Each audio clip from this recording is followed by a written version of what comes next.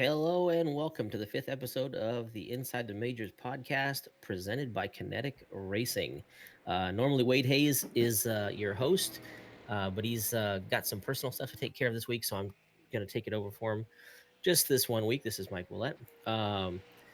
Before we get started, I just want to thank Wade for everything he does for the majors, not just the podcast, which has been really cool that he and John started that. But many of you may or may not know that he's actually the person in charge of making sure our paint shop works the way that it's supposed to, and that our broadcasters all get the paint packs as designed each and every week. So that's really cool. Takes a lot of his time and effort, and makes the majors a better place to be. So really appreciate Wade's efforts on all of those things, and we'll just do the best we can this week without him. This week we've got myself, Wayne Hutchison, directing instead of Wade directing. We've got Christian Schellner, and John King will probably be joining us as well. We've also got a great interview coming actually live from the real life Bathurst 1000 with Jonathan Bhen. One of our international drivers, and it's going to be really cool to hear how that is going. So just to get you caught up, this week we are coming to you from Mount Panorama and the Bathurst 500. It's our version of the Bathurst 1000. Bathurst is in New South Wales, Australia, just west of Sydney. It is situated on a pretty famous hill with the dual official names of Mount Panorama and Walu. I actually didn't know that. Is obviously best known for the Bathurst 1000, but gaining popularity year over year is the Bathurst 12-hour, which is a awesome GT race held every February. The track is 6.213 kilometers in length, or 3.86 miles, and is a street circuit, as it's a public road most of the time, with normal speed restrictions. No racing events normally on it, and of course there are a lot of houses, which anybody who's raced in the sim has seen many times. All those driveways going up and down Conrad. The track does have an unusual design by modern standards, and anybody who goes up and down the hill will attest, with 174-meter vertical difference between the highest and lowest points. Sort of insane. And grades as steep as 1/6. From the start to finish line of the track can be viewed in three sections: the short pit straight, and then the tight left turn into the long, steep mountain straight, the tight, narrow section across the top of the mountain, which mostly you're surviving, you're not passing, and then the long downhill section of Conrad. And into the chase, which is where a lot of moves will be made as we come to complete the lap. Um, okay. Hopefully everybody heard that okay.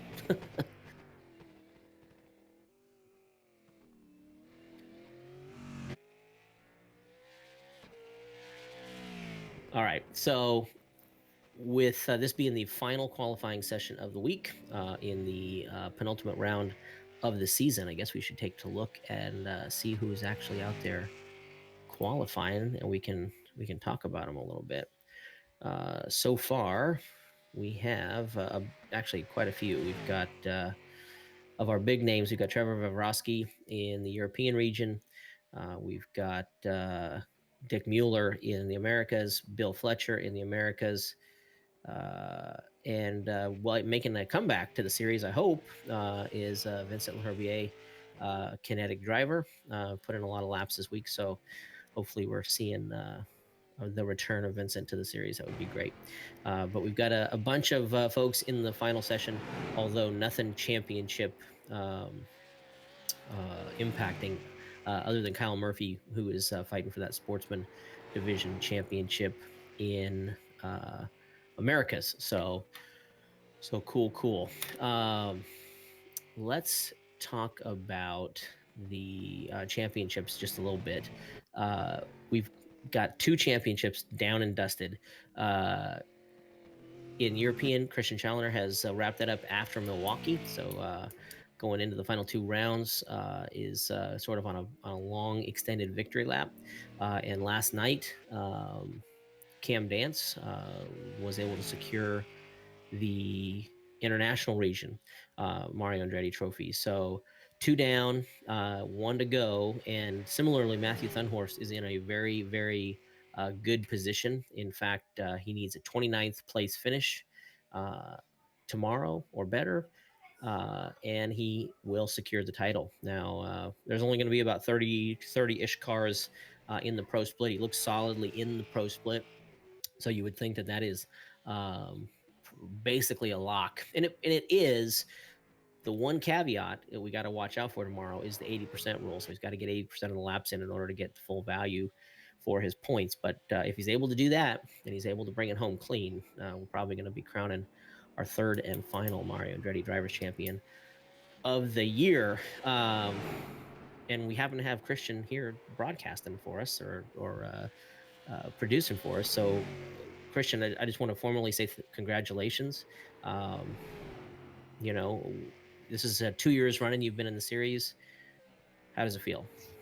Yeah, I mean it's been kind of a little bit different this year because obviously I decided to do the European region, but after last year where I felt like I was really close. It wasn't it definitely wasn't a huge margin even with a lot of things that happened. Right, they had so many issues with being disconnected and stuff like that that it just I mean, some were just ridiculous. 2 laps to go at Coda when I feel like I had it locked. I had 7 second lead with 2 to go, and my ISP just decided that that was a great time to do an update. So I lost the win and ended up 15th, and I lost a lot of points like that. I did have a couple of times where I made my own mistakes. So things like Spa where I I picked the Audi because I thought it would be fun, and I was under the impression that the Audi was the better car.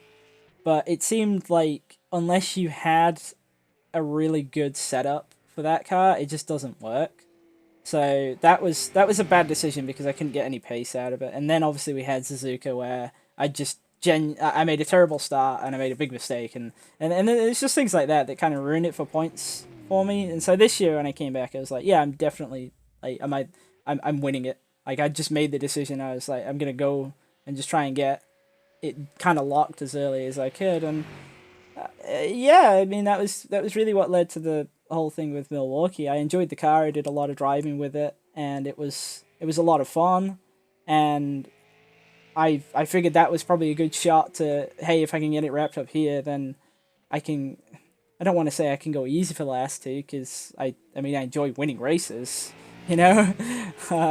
But does obviously mean that, say, for Bathurst, which is quite an easy one to make a mistake on and then put yourself completely out. I don't have any pressure on that score. Yeah, that's got to be a really nice feeling. And yeah, I liked hearing about the difference between last year and this year. I remember, I think you missed the very first race of the season in 2018, or maybe it was the second one. I don't remember. It was your one miss, and obviously that puts you in the behind the eight ball. And then I definitely remember the disconnect at Coda. We had one other prominent disconnect that day as well. I don't remember now off the top of my head, but it was a little bit wild. And then Spa, I remember you did have that early wreck, and sort of ended the day. But been the most dominant driver in both regions. So Pacific last year and European this year in terms of wins, no question. Nobody's had you covered as far as wins are concerned. As a matter of fact, you're still creeping up on the all-time wins record. So that's something that's got to keep driving you a little bit. Um, did you find that the comp was there a difference in the competition? Um, I mean, obviously, you had the rivalry with Blake last year, um, with him ultimately coming out on top points wise. But in terms of like depth of the field, is it pretty similar between the regions? What have is the driving standards or styles different? What have you noticed? Yeah, it's interesting you mentioned that with regards to the different regions and how the standards, well, not necessarily the standards. I feel like the standards are pretty universal, to be honest. Everybody has got a good idea of kind of what is and isn't acceptable driving wise, and that's not really been an issue either year, to be honest. But um, the biggest difference I've noticed is kind of how strong each region is, and I mean it's not really surprising to say that the Americas region has a stronger oval field versus, say, the European ones. That's just kind of to be expected, really.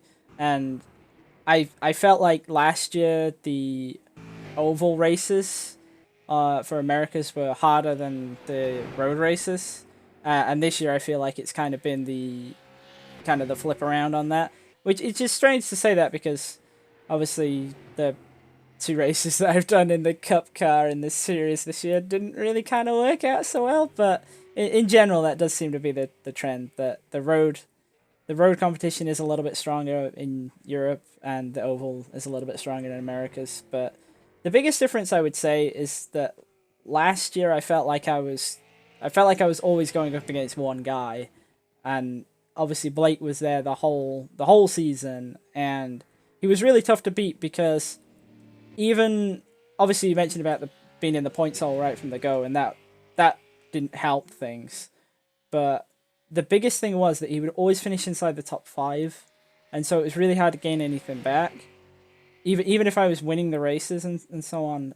And I think the biggest difference in Europe this year is that there's been a bigger kind of variance in who's been in the top fives. So it's been a bit easier to kind of pull points, and we've also I think had more ringers in the European region, and that's made individual race wins harder, but the points a little bit easier, if that makes sense. Yeah, it definitely does. And I was actually gonna ask you about that as well. So it seems to me, well, there's no question that America's has more drivers week in and week out, and that's just a product of having we've done the series now for 7 years, essentially in the Americas region, and so we're still only year two for really including the European drivers. So that part's not unusual. What I find interesting is that um, there are way more people who do all of the races or who are committed to the series in total in the Americas region. What you kind of alluding to the ringers comment you made. Um, Whereas in Europe, people tend to come and go, right? They'll race the races that are attractive to them or appealing to them. And so my question is, so you sort of hit on that. And so my question is, how do we engender that feeling for those drivers who are trying it out on a one off, a two off, whatever, if they're racing five, six races, even, how do we get them to say, I need to race them all, right? The challenge of the series is really the allure. It's not just the race, the individual race itself. You're always going to have some of those, but how do we get more people, and especially not just more people, but more people literally from Europe? I mean, the European region is bolstered week in and week out a lot of times by East Coast drivers who don't want to stay up so late in the United States, and that's cool too. But I'd love to see a really robust field of European drivers week in and week out, and people who compete for the whole season. So I don't know if you have any thoughts on that. Well, actually, the one of the things that I noticed the most with regards to the Americas region is that there's, as you touched on a little bit, it's been running for so long, and you kind of got the same guys coming back each time. And with those guys as well, they've built big. They've built big teams around this series, really. And I think that's something that maybe the European region kind of doesn't have as much. Whereas the US one does. For example, you've got the Riding Shotgun guys, Team Alliance, Kinetic, and really that's probably at least 8 cars per race. So already there you've got 24 guys, and to make a field, and that I think is the biggest difference between the European and the Americas region. That there's bigger teams, and I think that team environment kind of keeps guys racing. Whereas, say, if you look at a lot of the ringers that are coming to Europe, they're kind of, if they are part of teams, they're part of teams that maybe don't have quite as big a presence in the series, and they kind of end up doing one-off races because of that. So, for example, you'll see guys coming in racing the Le Mans race, for example, GTE cars and whatnot, and they turn up for that because they race that all the time. They've got good setups for it. They know that they'll be competitive. They were really hard to beat in qualifying. It was insane how the speed that some of those guys had, and they run that race, and it's like, okay, cool, and they do well. But then the next one is something that is completely different, which is great, and that's why I like the series. But I think that's kind of the stumbling block, that if these guys are on small teams or they're on teams which aren't necessarily in the series as a big presence, that's where they kind of go, oh, okay, well, I'll miss that, and that's kind of comes back to again the thing with the points is that there's, like you were saying, there's people picking and choosing races for Europe, and I feel like a lot of that comes down to what they have setups for and kind of what they're sort of specialized around. I feel like European drivers tend to be a lot more specialist with what they pick compared to the Americas guys who'll kind of try anything really.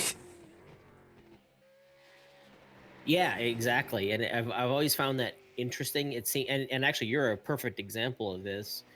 And it's sort of the opposite of what at least my mind thinks logically, is that it seems like a lot of the oval drivers, you and Bobby are great examples of this, and Blake, peak drivers who've had a lot of success in the majors or on road courses. And Bobby, of course, is, well renowned for the rallycross too. But it's weird to me that sometimes the oval, and I'm making a stereotype here with the America's region, but people who start out with the oval cars seem to be more willing to jump in and try something new with the road course, whereas some of the road course drivers in Europe, it seems to be a harder push to get them to do some of the oval stuff. Anyway, that's just sort of an observation, but an interesting one anyway. Thank you, Christian, for the insight, and really um, admire not only your performance for 2 years in a row, all the wins you've accumulated, but just what a pro you are each and every week. When adversity happens to you, you handle it better than most, and I can definitely say that we're proud to call you a champion of the series. I mean, thank you. I mean, I'm not too sure on the handling it better than most. I know the guys that watch my streams will probably maybe think otherwise on that one, but yeah, I have enjoyed running the series the past 2 years, and I'll definitely come back next year. It's just a bit of a question as to which region I want to race next year. I was thinking about running Americas just because the timing wise works out a little bit better for me, but then that kind of puts me in a bit of a bind regarding say the GSRC broadcast because I've enjoyed kind of being a part of that a lot for the races I've been doing that this year. So either way, I'll probably be there in one region or another. Well, that's cool, and that's a cool little teaser. And you've done a great job on GSRC. One thing that you will probably already know, but we've never had a repeat driver. Obviously, we've never had somebody win the championship back to back. We've never had anybody win the championship twice in all the years that we've been doing this. And so, obviously, that's a goal. Maybe I don't know if that's something you want to entertain, but that would be a good goal. I will say that I think that the championship is hard enough to win, and obviously, the diversity of cars and tracks and whatnot makes it so that a lot of times people are just burnt out after they finally break through and get that win, and it's hard to push through and do it again, but I'd love to see you make an effort for it. Yeah, I mean that'll definitely be the goal. I think if whatever region it'll definitely be going for a championship again. And yeah, that it to be honest, it's the diversity of cars that kind of keeps me coming back. It makes it fresh. It can get a bit grindy to be doing the same car over and over again. So having something different each time is actually quite fun, and especially when it's something you don't normally do. Like for example, the Lotus 49 at Milwaukee was. I mean, that's not a combination that I'm going to load up myself. It's something I'm only going to do because there's a specific race for it. But you do it and you find it's really fun. So that's a big part of it for me. Totally awesome. John King, I see you joined us. Did you have any questions for Christian, or any follow-up on any? No, I was just going to say maybe the logical thing is for Christian to make it a full set and race in the international next year. Yeah, that makes a lot of sense. I love it. Yeah, maybe that's yeah. The timing on But that is really iffy. That's at like the worst times for me because it's both too early and too late either way kind of thing. because it would be super cool for the first champion to be someone. It's the first double champion to have done it in two different regions. So Well, you could still do that in Americas too. yeah, I was gonna Yeah, that's say true. that's what you're saying, isn't it? That basically I need to go race Americas next season. All right. Well, thank you, Christian. I appreciate all of your time there, and obviously doing the broadcasting for this as well on short notice. So it was Very much appreciated. All right. Do we want to get into? Actually, let's talk to John about the international race yesterday. So obviously, Cam secured the championship. We had a big field. Obviously, we were sort of as normal, it seems like, anymore, in between whether or not we're going to go with one split or two splits. We went with one big split of about 40 cars. John, how do you think the race went? It was tough, really, really tough. Of all the majors races I've done, that was the most physically difficult for me. I was so tired at the end of it, and I'll use that as an excuse for being late for this podcast. I was shattered after the race. Yeah, I it's not a combo that I race a lot, and I knew as soon as we put the grid together that I was going to get a pretty poor result. So I I don't know. I was in survival mode, and no real motivation to try too hard. So I just I potted along at the back and picked up some points. So but it looked like it was a pretty good race by everyone else. It looked, yeah. So it seemed like the first few laps were pretty messy. You got into a little bit of a scuffle with one of your teammates and somebody else early, like even lap one or two. But after that, it seemed like it was few and far between in terms incidents were concerned. So I was really pleasantly surprised. Yeah, I think Dean got spun around by somebody, and then because we were all the Kinetic cars were in a group together, we all stopped together. So we lost a bunch of time. Dean and I were 30 seconds behind the pack or something by the time we got going again, because Dean was basically across the track and I was directly behind him. So there was nothing we could do about it. But too bad. I finished. That was the main objective. That's always a good goal at Bathurst. Okay, cool. Well, obviously with Cam winning the championship, you're still in the fight for podium overall and have the Legends division wrapped up. Uh, so plenty to fight for with one round to go. And congrats on a great season so far. But Thanks. And Kinetic is still leading the championship. We would have lost a few points to Illusion yesterday, but I think we're still pretty comfortable. So we just need to get a half decent result in Brazil. yeah, I think there's actually a decent chance you guys have actually secured it, but I'll have to do the math on that. I don't think so, Mike, because I think you need in the team championship you need a 1,300 point lead or something, and we won't have that. We were only 900 behind yesterday, and for sure Illusion made up 100 or so points on it. All right, well there you go. Okay, so we're gonna bring Jonathan Bhen in, right? And we're gonna have you interview him. Is that No, you're going to interview him, not me. I'm Oh, still. okay. I'm literally half asleep still, Mike. I'm just trying to follow Wade's script here, but all right, I'll do it. Let's bring him in, and he goes by Jonathan. Yeah, John. Jono, how we doing? He's done that to me twice now.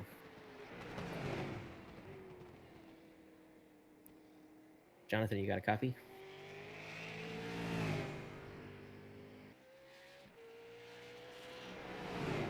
Ruh-roh.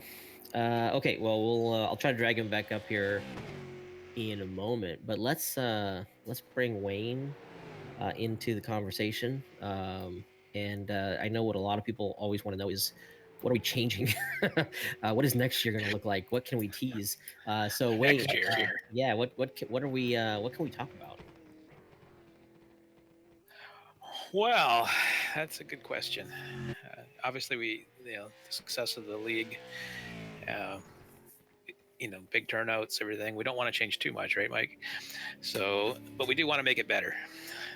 So, I think one of the things that I've personally got a lot of complaints about, or maybe discussion points about from people this year, has to do with how we handle licensing and penalties and all the incident investigations, that kind of thing.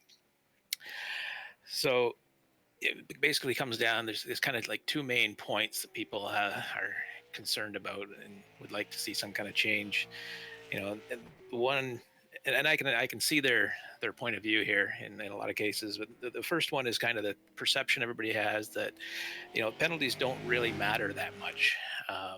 Yes, they impact your MCPI. Yes, if your MCPI goes low enough, you won't make the pro split. But most people are able to keep their MCPI high enough that they can withstand quite a few penalties. So that I can see where people say penalties don't really have any impact. They don't affect anything. Same people, they're still racing. Racing the same way, so we're looking at making some changes to help with that situation. I think the other most common complaint I've received is that the current MCPI system, as it's structured, basically demotes bad drivers to the sportsman split. We want the sportsman split to be, good, solid racing for guys that are not quite as quick as the guys in the pro split. We don't want it to be the junkyard, right? For guys that can't keep the car on the track or can't keep their car from hitting other cars. So, and that's kind of what happens with the MCPI. If you lose your pro license, you get dumped down to the sportsman split, and it doesn't matter how fast you are. That's where you are, and it can make for some pretty strange results sometimes in the sportsman split. So those are the two biggest concerns. I'm sure there's others, but those are the two that I've heard over and over throughout the year. So what we go ahead, Mike. I said, so what are we doing about it? Yeah, so we're going to make a couple of changes. One is we're going to maintain the CPI system, but it's going to become a component, just one component of sort of a licensing systems, similar to what happens in say Formula One, where you have a license and you collect demerit points against that license as you do bad things, right? If your CPI is really low, you'll collect some demerit points until you get it back up. If you cause a big wreck or put somebody in the wall, do whatever, you will gain some demerit points. We will, this will all be spelled out in detail, of course, in the rules. But as you gain these demerit points throughout the year, at some point, there will be penalties will kick in where you would be maybe pushed to the back of the grid for a while. You get enough penalty points. Maybe you go on a vacation for a race or two. But it's very clear. You can see it building up, and everybody would know who's where on their license. Very much like I think Sebastian Vettel right now is in that position, right? One more incident, he has to sit a race in Formula One, so it can happen to anybody. So that's what we're looking at, is a licensing system like that, with kind of a combination of CPI and penalty points for different incidents. And we're going to slightly tweak how we assess the penalty points too. Basically coming down to kind of like we did this year, the severity of the penalty or the severity of the infraction, whatever it happened to be. You would get 10x or 20x or something like that. In the future, we want to look at what you did in the incident, and also what were the consequences. I mean, maybe you spun out, hit the wall, but you were the only car involved. Not as big a deal as if you Rick Doored the guy, the leader in the last lap of the race, and took out the top five. So not only what you did, but what the consequences are. And the other slight tweak too I want to look at is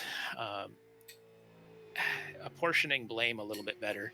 A lot of times we would get a protest, and it was clear that both parties maybe more than two parties shared some of the blame. But it was really it was kind of a binary situation where the person protesting was either right or wrong. And we're going to kind of add some shades of gray this year where people could get, penalized for being a participant in an incident, if they have some ownership in what happened. So I think those are the kind of the two big changes: the license system, and then the way we're going to look at the penalties. Any questions about that, Mike? Mike, before we get into that, can we just try Jono one more time, and we'll pick up this discussion later. The Bathurst race is about to start, so if we want to get Jono online, we need to do it now. Yeah, cool. Okay, 1 sec. He is having problems though. Every time we drag him into this room, he disappears. Jono, how we doing? I'm doing well, guys. Yay, we got you. All right. Well, you are. I understand green flag is about to be dropped. Yeah, they're just gridding up. There's been a delay because one of the wild cards has broken down on the grid. The Kinetic brothers racing, and Oh wow. So where are you at on the track? so as you come through the kink at the chase, I'm sitting across, basically on the wall near that sand pit there. So if someone was to do a Fabian Coulthard roll, they're going to go straight past me. All right. Well, you got a good view for maybe a frenetic finish. Very nice. I know you had actually had some visions in your head about possibly racing from Bathurst. I know those plans fell through. What happened? Well, first off, I was going to possibly drag my sim up here and decided against that due to the size of it. Then I actually did find a sim here in the camping paddock, but they only had an Xbox available and no PC. And I tried chasing a PC up, and then we tested the internet and it wasn't quite stable enough. So unfortunately, I had to sit that one out. Well, I mean it wasn't without effort, and I was when I saw that you were gonna try it, I thought that is pretty dang cool. Number one, but number two, I feel bad. I'm sorry that the race ended up getting scheduled on this week, but what I don't feel bad about is that you're actually at Bathurst right now, getting ready for the race to start. So that's pretty awesome. How many times have you been? This is actually my first year coming and camping, so it's been a unusual experience, but very good, very eye-opening. Are you keeping up with the beer consumption as opposed to your mates? I'm not doing too shabby. The old living. I've got Monday off work to drive back to Sydney, a couple of hours, and I think the rest of that day is going to be consuming a lot of water. Very good. What's been the best part of your experience so far this weekend then? Ooh, that's a hard one. Well, one of our drivers on our team is actually a tyre tech for Kelly Racing, so we were given a tour through their pit garage. They're just three of our teammates. And I'm a supporter of Erebus Penrite Racing, so I'd also organise one through them, and I got some signatures from the whole crew on my Snap-on toolbox, so making it very Erebus-like. Oh, that's awesome. That's awesome. Very jealous. Okay, I know that the race is going to start here shortly, so I can't keep you too long. Although I'd like to ask you a lot more. Tell us a little bit about MFR. I know you run the team. How did you guys form originally, and how did you guys decide to get involved with the major? Well, okay, originally MFR was actually a Forza Xbox team, and then we officially joined iRacing in 2017, and I joined not long after that. The team as a whole has a lot of single and teams championships in R Factor 2, and it's sort of grown from there. And as for getting involved with the majors, I found it late 2017 and with Dan Stevens, and we had a bit of a go, and we really liked the format and the challenge of it. And so this year we roped in a lot more of the drivers and got them interested in it. But unfortunately, real world has got in the way for a lot of us. A lot of us have not had great years with family and work and everything like that. But the push is definitely on. There's about 6 or 7 of us that are actually prioritising the major series next year to learn the different cars and do that over other leagues, just because the racing we have found as a team in the majors is just it's the most respectful racing in any league that we compete in. Well, thank you. That is high praise, and that's exactly what we're after. So I appreciate that, and it's been awesome having you guys, and it's been cool to see a few other, Oz and Zed teams, kind of join little by little, into the series. But I guess my last question for you before I know I got to let you go is how do we get more of those teams, people who are dedicated, to the community, to know about and to join the majors? That's a hard one. I think a lot of it's awareness. Like I will admit, I stumbled across the majors by accident when you only had the American split, and I watched a bit. And then the first time you had the internationals, it always clashed with something I was doing. But now again, once I'm in it, I absolutely love it. And look, I think part of it is your rules are really clearly laid out, and there's still misinformation. People thinking you got to pay for a round or the season pass, and that not understanding you can just rock up and run a round. You just don't get obviously the toolkits and stuff like that. And I think out of our whole team, I think there's only one or two drivers that haven't got the season pass, because it is very helpful. And we're happy to support you guys. And look, I think it's just awareness, to be honest. Is there anything I can pinpoint really? All right, fair enough. Well, Jonathan, I very much appreciate you joining us, and I don't want to keep you from any of the race. So, and matter of fact, as soon as we're done with this, I'm gonna find a stream somewhere, and watch it myself. So, have a good time, buddy, and we'll see you next. Yeah, no worries. Thank you for that. And a couple of our boys are already practicing for the F1 and training the rest of us. So that's going to be it's going to be good fun, I say. And look out for the MFR paint jobs from Dan, and you'll see us coming. That's all I'm going to say. Very good, awesome. All right. Thanks, Johnny. No worries. All right, that was cool. Thanks, John, for letting us know that was going on. All right, Wayne. So Wayne asked, what do we need to follow up with on the rules that are changing? John, I'm going to force you to jump in. What are we talking about? What can we leak? What clarification do we need on some of the rules changes? Sorry, was that for me? 10-4. I was just texting Jono, just thanking him. I think it's pretty much as Wayne said. The system is working, but maybe not quite well enough, and it needs a bit of tweaking to make the penalties a little bit clearer and to penalize the right people.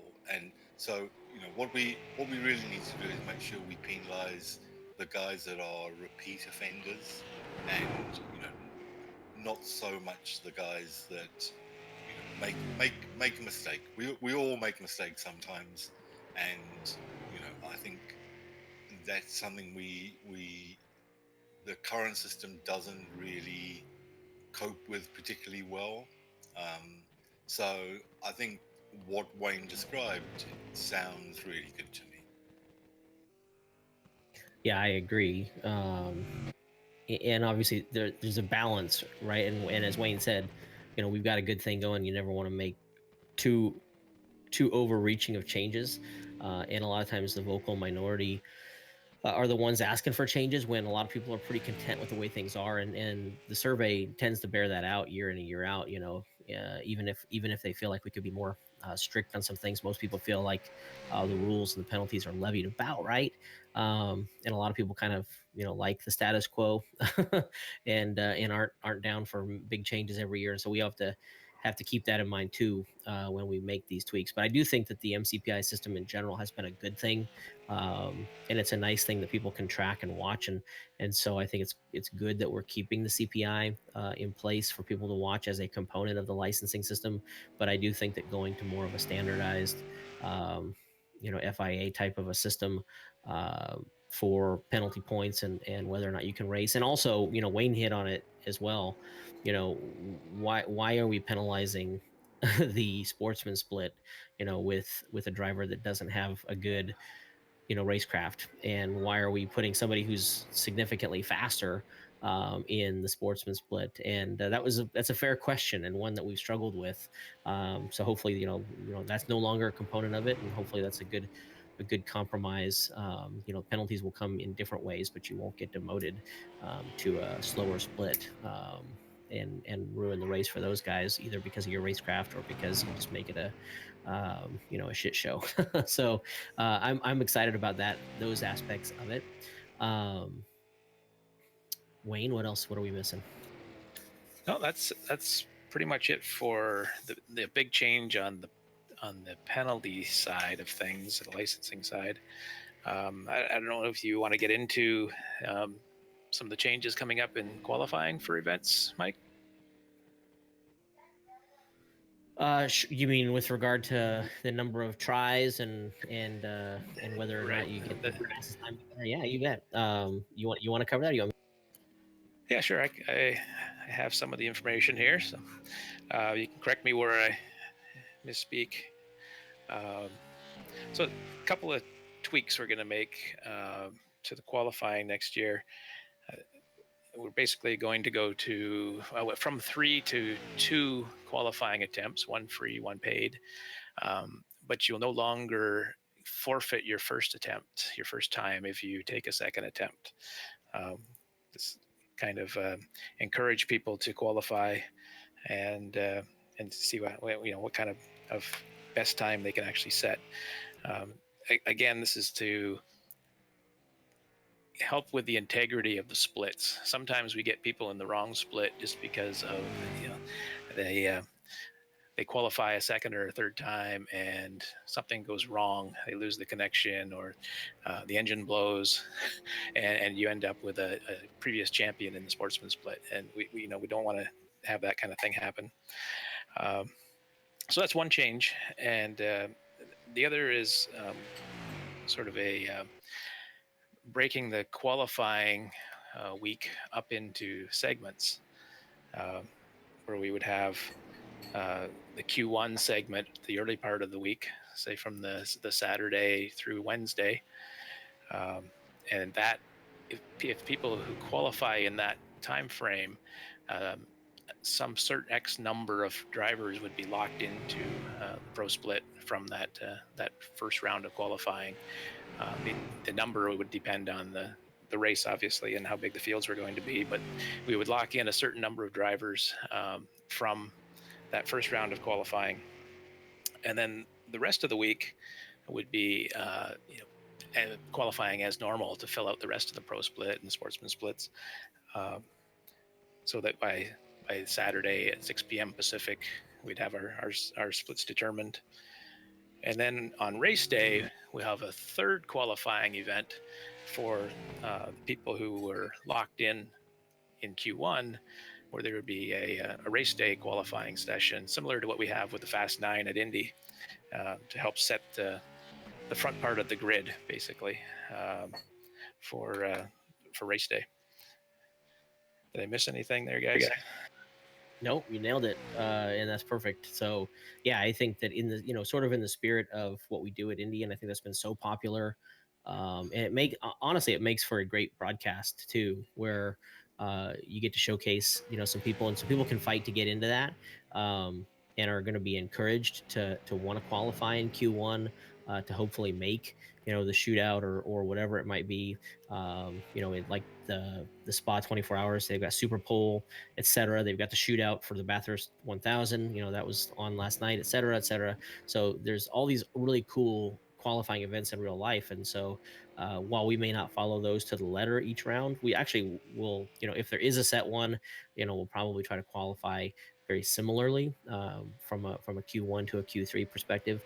The other thing about the changes in qualifying, both from the Q1, Q2, Q3, and the 2 sessions, 1 free, 1 paid, and that you don't forfeit your first time, is that we want to just encourage you to qualify early, so that all of that is designed to get you out there and trying it, knowing that you got another one coming, and you know you're not going to necessarily have to forfeit anything. And so gets people out there trying Q1, hopefully getting a qualifying attempt down, getting more people using those sessions, and adding a little variety to the week with regard to qualifying. And hopefully, you know, for some folks, that's going to put their qualifying efforts to bed earlier in the week as opposed to later, and they can get to working on racecraft. You know, and even though I think we have the quality of our racing is really really good, week in and week out, it can always be better. And if we got people focused on racecraft earlier in the week, I think that's always a good thing. Yeah, agreed, 100%. On the racecraft topic, I think one thing that has really helped a lot of people this year, maybe last year too, but mostly this year, is the support races on the Sunday before the main events. We've been using the same cars, same tracks, you know, just fixed setups basically, and we've been getting pretty decent turnouts. And I think a lot of people learn what to expect in the main event in those races, and it really helps. Probably a lot better than just going out and running 100 laps by yourself. So we'll maybe have some things next year to encourage participation in those support races too. Well, that is a pretty enticing segue. So I want to. We've only got a few minutes left, and I don't want to run over.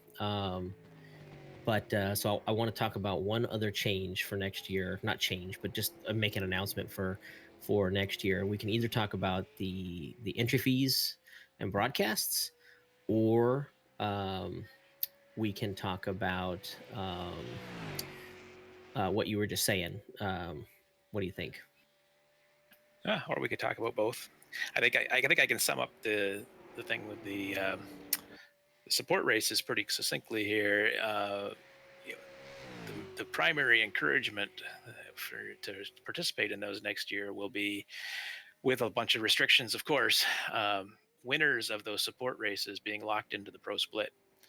So if you win a support race in your region, and you know, there might be some other restrictions in there, but then you would be locked into that pro split. So it would behoove everybody to go and race in the support races, learn what it's like to race around the other people on that track with those cars, and maybe if it's your day, you get locked in. Exactly. And I think, you know, I think there's going to be a lot of people that are a little leery of that change. I get that, but the support series has been so much better this year, with using the same car combos. I think as soon as we started that, we saw participation go up, and I think that this will only enhance that, with that opportunity of possibly getting locked in, you know, a full week in advance. I think a lot of people are going to be taking it up that opportunity. So while I'm sure it's going to be met with some objection, I think a lot of people are going to love it, and I'm excited for it. So I think that's really cool. All right, well, I guess we can do both. So with regard to regions and broadcasts and all of that for next year, so we're not changing the regions up this year. It's staying the same. So 3 regions: Americas, European, and international. Same broadcast companies for our pro splits. So that's always the same. One thing people have asked me for millions and millions of times, is everybody wants every split broadcast, and I get that. And we've actually tried to accommodate that in various ways throughout the years, and we want as many people to be showcased as possible. That said, financially, it's just not really viable to do it across the board. We can't always predict when there's going to be multiple splits in a region, etc. But at the same time, when you've got folks that are virtually never in the pro split, you know, America's is a good example. Is it really fair to have them pay the same rate? So the big change is going to be that we are going to have a 4th broadcast. Is going to be the America's Sportsman Split.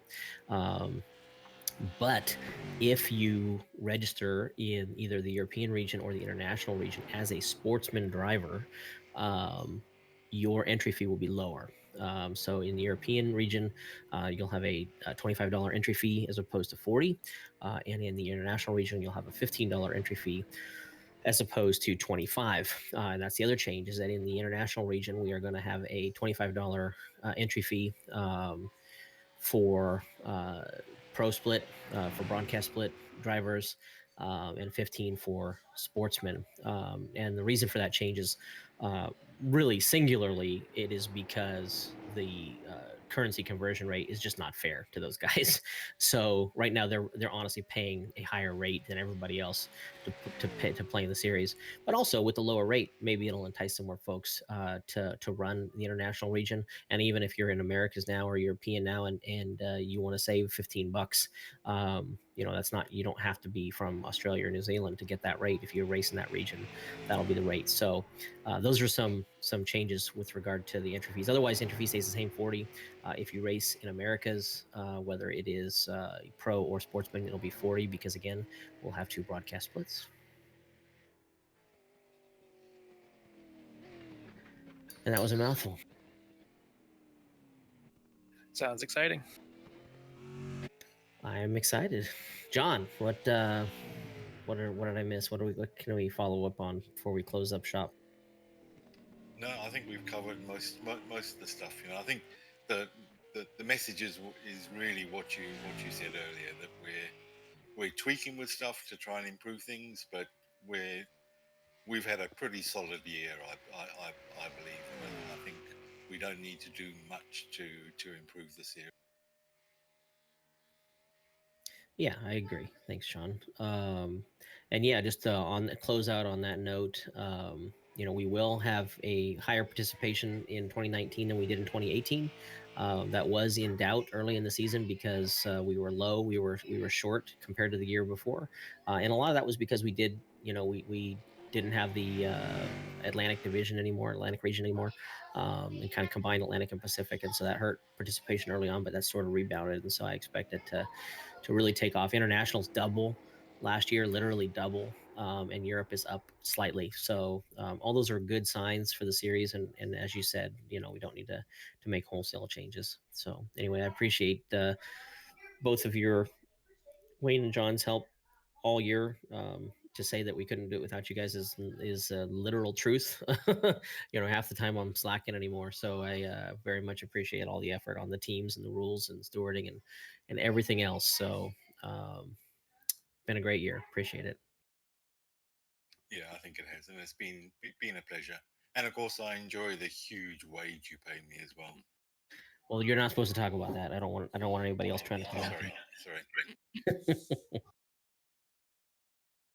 With the international rate cut, I may have to drop that a little bit. Meaning you owe me. All right, Christian, thanks for broadcasting. And otherwise, I don't know how to close up shop, but I'll just say thanks everybody for watching, and good luck this weekend. Yeah, the races should be awesome this weekend. Thanks, guys.